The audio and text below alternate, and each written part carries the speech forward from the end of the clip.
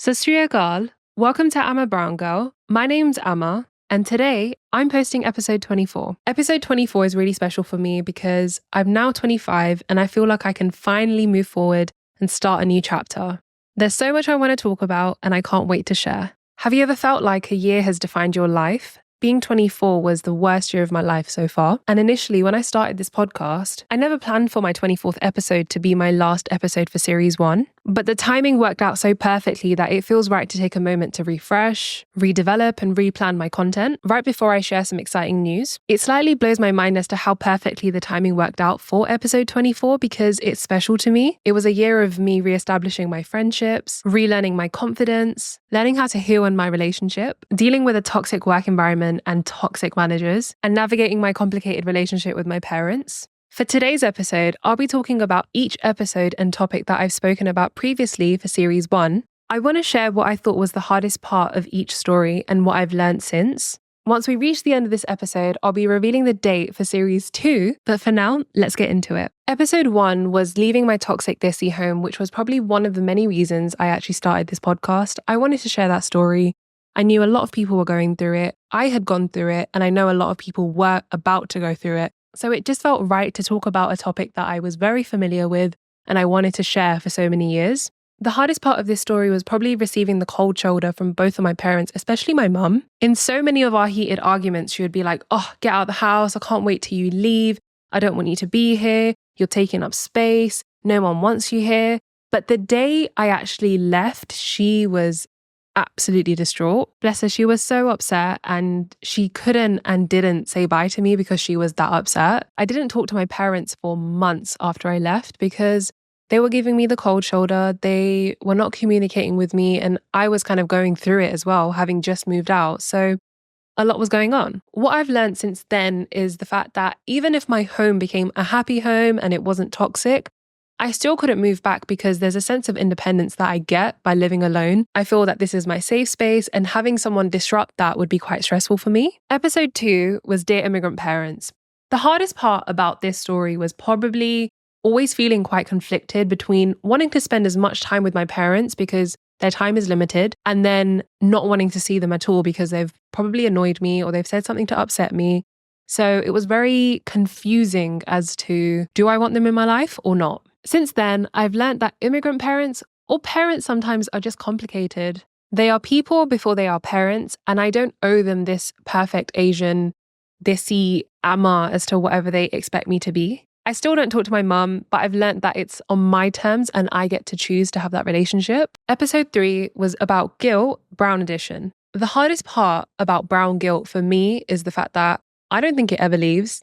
Not so much now, but I used to feel very guilty for leaving my brother behind and how he possibly coped living in that toxic house. I felt guilty for seeing both of my parents hit rock bottom. The fact that they didn't have the convenience of just asking me to do things for them and they had to figure out a lot of things, which is weaponized incompetence, but it still made me feel really guilty to have to see them struggle. But over time, I've of course understood that I don't need to feel guilty. I'm only existing and I'm trying my best, and my parents are not going to accept all my decisions, and that is okay. Episode 4 was mental health and me. Mental health in the Desi community and how I've dealt with my emotions during hard times. The hardest part for me with my story was constantly living in survival mode. Throughout the year, I would record my episodes straight after work and I hated my job at the time. I hated my manager. Anyways, I'd come back home drained. But the only thing that helped me get through with my mental health was this podcast. If I didn't have this going, I know I would have struggled a lot more. Having the podcast kept me occupied and invested in something that I enjoy. What I've learned since then for my mental health is the fact that I need to make sure I spend time alone. I'm the kind of person where I need my me time, I need my solo dates, I need my journaling sessions. If I don't take the time out for myself, I quickly get burnt out, I get quite cranky and a lot more emotional. So it's important for me to spend that time alone. It's my way of making sure I can be 100% present and efficient for myself and around my loved ones as well. Episode 5 was brown bodies, self-love, and insecurity. The hardest part for me was relearning my confidence. I lost a lot of confidence and self-esteem with my last job, which I found really difficult because I have grown up as a confident person and I am a confident person. So for me to feel underconfident, it was really quite a lot to deal with. I used to hate the fact that I let someone have so much power over me that someone else was able to make me feel less than.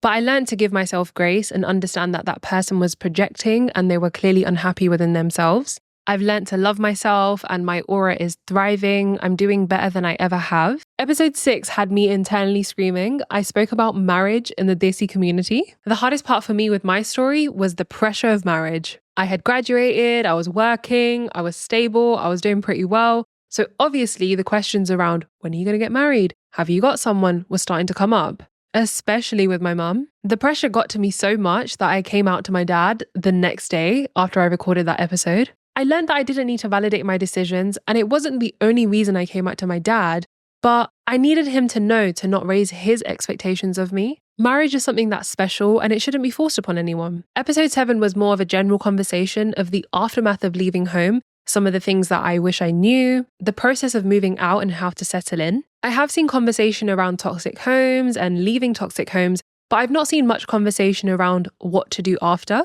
So I felt it was really important to share this episode. I didn't find this episode hard in any way because it was more conversational and I was sharing my advice, which, by the way, was great advice. But what I have learned since then is less is more. It is important to create a space that makes you feel safe, but you don't need to splash out the first time you move out because even after 3 years of moving out, I'm still buying things to make it feel more like home. Episode 8 was hot and cold parents. The hardest part about my story is that I still deal with it, but I've gotten a lot better at it. This is because my boundaries are a lot stronger. My mum has always been hot and cold towards me, and anytime I've spoken to her, I find it really hard to regulate myself after. I tend to go quiet and I tend to distance myself from my loved ones because she can be a lot to deal with for me. But I've learned that the way she behaves is not my responsibility. Her words and her actions are out of my control. The only thing I can control is myself. When I feel like I'm really going through it and I need some support, I usually reach out to my best friend, Jess. She has been one of my biggest pillars of support and I don't know where I'd be without her. I love her very much. Episode 9 again makes me want to scream because it was expectations in the Desi community. The hardest part is existing. No, I'm joking. But I think it's existing with the expectation of being something else, which ultimately makes you miserable. I'm kind of glad I made it really clear to my parents, especially my dad, that he can't have expectations over me, that it is selfish.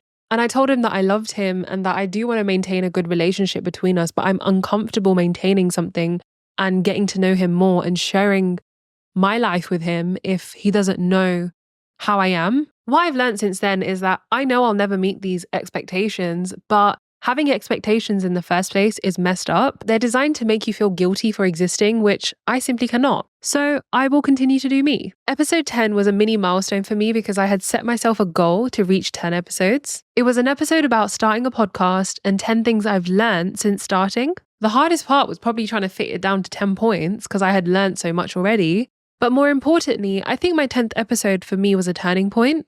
I had a very small following and I still have a small following, but it's a following that I really care about. And I've had people reach out to me about their experiences or advice that they would like. So it made me want to be more open with my listeners. Having a podcast of this nature means that I share a lot of things from my personal life. But at that point, I learned that I wanted to share things that I was afraid to share. And from that point onwards, I did talk about things that I thought I would never talk about. And I've only had more support, DMs, and community. Episode 11 was blame. A lot of my close friends and even people within the community and even my DMs have shared that they feel like they are blamed for everything. Whenever anything goes wrong within their families, they feel like it's all their fault or they're made to feel like it's their fault. This was really relatable for me, hence why I spoke about it and I shared my story. I did find it really hard because I knew that leaving wasn't my fault. I left because it was a toxic home and I was unsafe, but I still felt like I was to be blamed for my family being upset and all the bad things that happen after. Either way, what I've learned is that it was the best decision I made for myself. And I know that by making that decision, it meant me ending a lot of toxic cycles and generational curses. Episode 12 was Tu Moti Lagdi, which means you look fat in Punjabi. I may have left the fat girl, but the fat girl never left me. I grew up as a heavy child and I was always told to lose weight. Forced to work out, I ate less, and I was overly aware of my body at a very young age. The hardest part of my story was understanding that weight doesn't define you. It's nothing new, but it's easier said than done. I've learned to love health, fitness, and nutrition, not because I feel like I need to look a certain way, but because I genuinely enjoy the gym. I love taking care of myself and I'm at a good place. I no longer live in that cycle of binge eating or overworking out. If this is something you struggle with, I would really recommend you to listen to episode 12. Episode 13 was Gussa. Gussa means anger in Punjabi. Anger is something that I grew up with. I thought it was a normal way to communicate. I thought it was an effective way to communicate because that's how I saw my parents talk to each other. Obviously, I know that's not the case, and I knew it was something that many people could relate with. The hardest part of my experience with anger is how exhausted I feel after. It's enough to ruin my day because I'm not an angry person. I'm really good at managing my emotions, but when I feel angry, after I feel dead on the inside. What I've learned about anger then and now is it's too expensive. It's really your fight or flight that you need to be aware of. Of course, there's times where you'll feel angry and rightfully angry, but sometimes it's just not worth it. Episode 14, one of my top 3 favorite episodes and most unforgettable episode, was my story of coming out to my dad. I cannot believe I came out to my dad and shared that story with the world. I found it very hard to put out because it felt a little bit too vulnerable. But a part of me felt very relieved to be able to finally talk about it. I spoke about how when I told my dad, initially he took it really well, but over some time, when reality kicked in, he gave me the cold shoulder and it was just a horrible experience. Since then, I've learned to separate my queerness with the relationship I have with my dad. I don't share anything about my platonic or romantic relationships with him because I feel like he doesn't deserve to know that part of me. He doesn't deserve that kind of access. My dad will never know me the way that my friends do, but maybe my friends will never know me the way that my dad does. Family relationships are complicated, but my dad is the one headache that I choose to love and it works for me. It helps me sleep better at night knowing that my dad knows the real me, that he knows that I'm queer, and he still loves me. Things have been a lot better since. Also, he's given up with bringing up marriage, so overall, I think it's a win-win. Episode 15 was skydiving. The hardest part of my story was how much fear really takes over you mentally. The terror that I felt was unreal. I felt like one of my blood vessels would have popped. I was so scared, but there just came a moment where I had accepted defeat. My instructor was incredible and helped me calm down, and nothing has compared ever since. It took me a good 3 months to come down from the adrenaline to feel excitement again. For a very long time, I did not feel excitement. Nothing really did it for me because the adrenaline of jumping out of a plane, nothing can compare. If you want to know what fentanyl and crystal meth feels like at the same time, jump out of a plane. I've learned that maybe I am a bit of an adrenaline junkie, that I would want to bungee jump. Even though I'm terrified, I think I could still do it. I love roller coasters.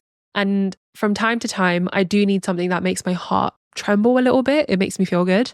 But more importantly, I know that I can overcome my fears because skydiving is something that I never thought I would do, and I did it. Episode 16 was about alcoholic uncles, how I grew up with an alcoholic dad and my relationship with alcohol as a South Asian woman. Firstly, growing up, when I saw women drinking, my mind was blown because I thought any woman who drinks is bad, that, it's against our religion and oh my gosh, she's a bad person, because that was what I was taught. But that was purely based off my upbringing, and I know that was absolutely wrong.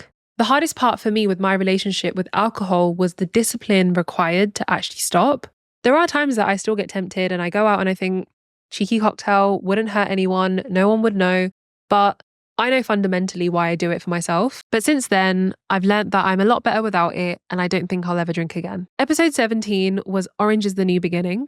That was my most shortest and chaotic episode because I was recording between 9 p.m. and 2 a.m. whilst I was bleaching and dyeing my hair.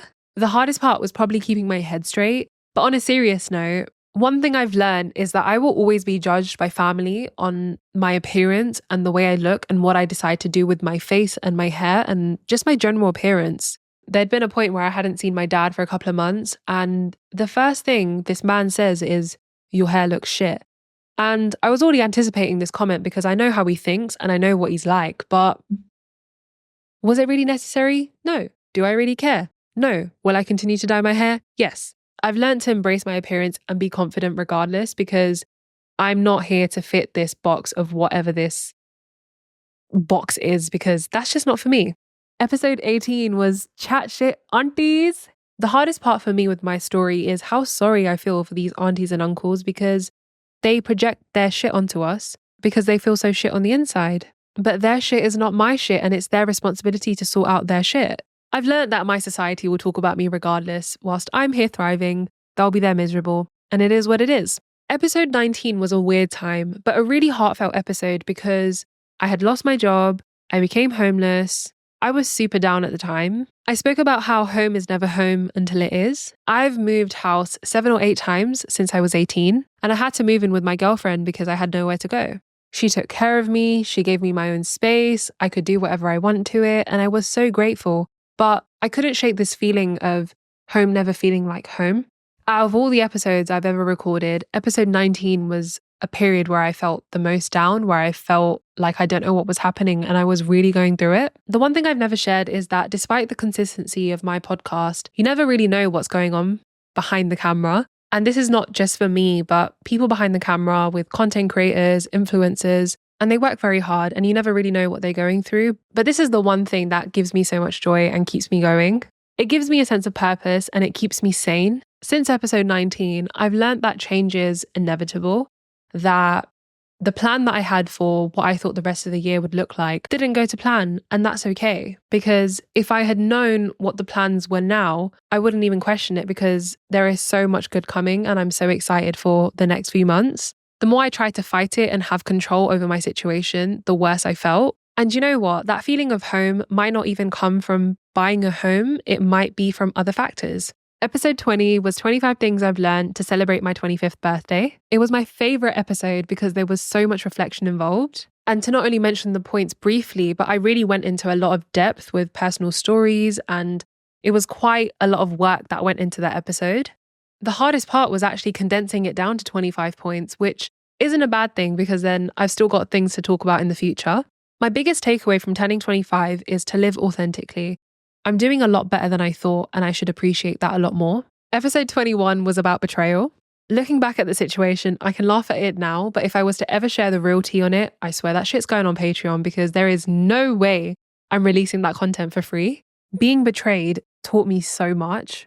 It was hard to process. I was upset, and I think I was even in denial for a second because I couldn't believe it. But my judgment is strong and I don't doubt myself anymore when it comes to people. If something feels off, I trust the energy that that person gives me. Episode 22 was about gratitude and finding joy amongst the hardships. At that point, I had gone through and hit rock bottom. I was ready to share my struggles and what I did to come out of that struggle. I found it hard to action the advice that I gave after the episode. The advice I gave was to allow yourself to feel fully, practicing affirmations and reconnecting spiritually. I'd been doing that for a while before the episode, but as soon as I posted it, I was like, yep, it's fine now. And I think I became a little bit lazy. And naturally, of course, life went a little bit down and I started to redo it again. And it was just a reminder for me not to be lazy. I've learned to not beat myself up because it is a process. I'm only human and I can't rush the process of self-reflection. Episode 23 was the hardest to record because I was stuttering a lot and I was super anxious. And I now know it was because I was experiencing a lot of stress that was out of my control. But I still made sure to deliver. I spoke about my experience of living a double life and how receiving advice from a life coach was the best thing I ever experienced. She made me feel less insane and I was really able to work through my identity crisis. I also encouraged my listeners to self-reflect. I've learned that I don't need to fit into a box and choose between being authentic Amma or desi Amma. I get to define my own identity for myself. Last but not least, episode 24. Thank you so much for joining me on the ups and downs of the past series. As I wrap up season 1 of Amma Brown Girl, I can't help feel incredibly grateful for the support that I've received, for each and every one of you who has taken the time out to listen, engage, share, and connect with my stories. Your engagement has truly made this experience worthwhile.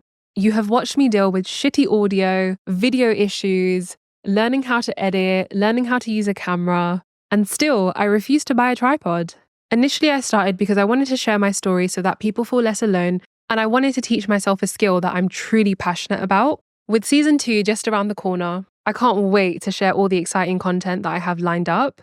I promise that it will be even more raw, real, and relatable as I share more of my life, experiences, and topics that aren't spoken about enough. So mark your calendars, the announcement for season 2 is going to be released on the 28th of October, and I promise you won't want to miss it. In the meantime, I want to encourage everyone listening to continue reflecting on their own journeys. Whether you're figuring out social expectations or how to navigate your identity, we are all a work in progress, and together we can uplift and support one another. Thank you for being a part of I'm a Brown Girl. I'm a brown girl just trying to make it. I'm so excited for what is to come for season 2. Until then, stay blessed, stay connected, and never forget to speak your truth. I thank you for watching. I thank you for listening. Thank you. Dhanyavad. Sat Sri Akal. Bye.